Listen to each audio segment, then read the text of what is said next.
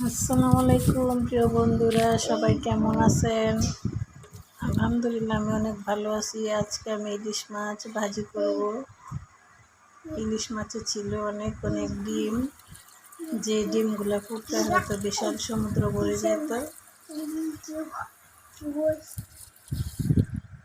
Clear করা ডিমগুলো আমাদেরকেই খেতে হবে, যেহেতু মাছ নিয়ে এসেছে, মাছের পেটে ছিল তাই। তো আমি একটা মশলা বেটে নিচ্ছি। মশলাটা ছিল কাঁচামরিচ, পেঁয়াজ, রসুন। একটু সাবা সাবা করে বেটে নেব, একবারে মিহি করব না। তারপরে এখানে দিলাম নুন, মরিচের গুঁড়া, হলুদের গুঁড়া দিয়ে এখন ভালো করে মিক্স করে নেব, যতক্ষণ না পর্যন্ত সবাই সবার গায়ে লেগে গেছে। ভালো করে মিক্স করে এখন মাছের গায়ে মেখে দিব। ভালো করে মেখে নিতে হবে। হাত দিয়ে ডিমের মধ্যে ঢুকিয়ে দিতেছি, যেন মশলাটা ডিমের মধ্যেও যায়। এইভাবে ইলিশ মাছ ভাজি করলে অনেক ভালো লাগে খেতে। আমি তো মাঝে মাঝে এভাবে করি, তাই ভাবলাম শেয়ার করি আপনাদের সাথে।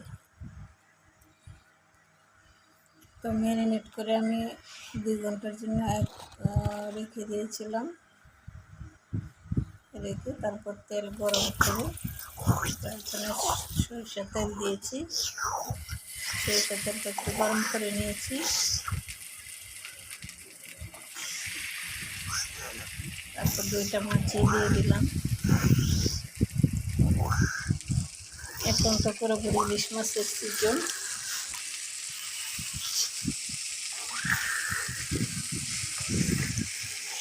আমি উল্টা পাল্টা করে ভালো করে ভেজে নেব। সাথে দিব পেঁয়াজ, কাঁচামরিচ, তারপর মাছের যে মশলাটা ছিল সেই মশলাটা আমি এখানে দিয়ে দেব। পেঁয়াজগুলো কেটে নিয়েছি, কাঁচামরিচ দিয়েছি অল্প, মশলাটা দিয়ে দিলাম।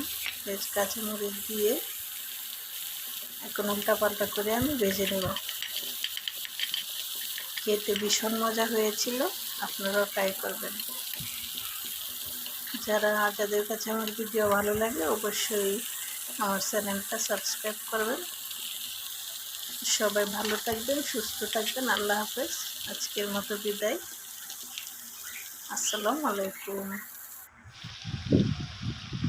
তারপর মুরগির মাংস রান্না করেছিলাম।